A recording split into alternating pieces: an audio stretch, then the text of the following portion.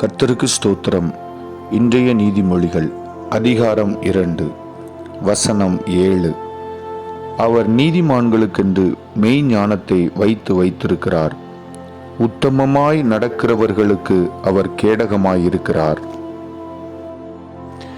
நம்முடைய தேவன் நம் இருதயத்தை சோதித்து உத்தம குணத்தில் பிரியமாயிருக்கிறவர் என்று 1 நாளாகமம் 29:17 நமக்கு சொல்லுகிறது. சங்கீதக்காரனாகிய தாவீது சொல்லுகிறார், துணிகரமான பாவங்களுக்கு உமது அடியனை விலக்கி காரும், அவைகள் என்னை ஆண்டு கொள்ள ஒட்டாதிரும்.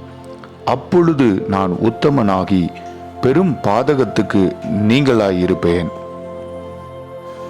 நம்முடைய பிழைகளை நாம் உணர்கிறதும் மறைவான குற்றங்களுக்கு நாம் விலகி இருப்பதும் நம்மை தேவனுக்கு முன்பதாக உத்தமனாக நிலைநிறுத்தும்.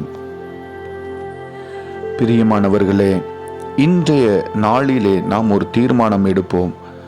நம்முடைய உத்தமம் உலகத்திற்கு முன்பாகவோ மனிதருக்கு முன்பாகவோ இராமல் நம்முடைய ஆண்டவருக்கு முன்பதாக உத்தம இருதயம் உள்ளவர்களாக நம்மை காத்து கொள்வோம்.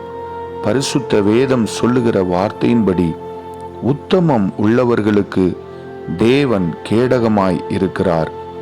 ஒருவேளை நம்முடைய வாழ்க்கையில் நாம் உத்தமத்தை கைக்கொள்ளுவதினாலே அநேக விதமான பிரச்சனைகளும் போராட்டங்களும் நமக்கு எதிராக எழும்பி வரலாம்.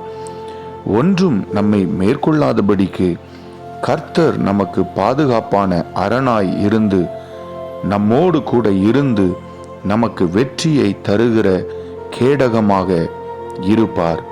உத்தமனுக்கு கர்த்தர் துணை.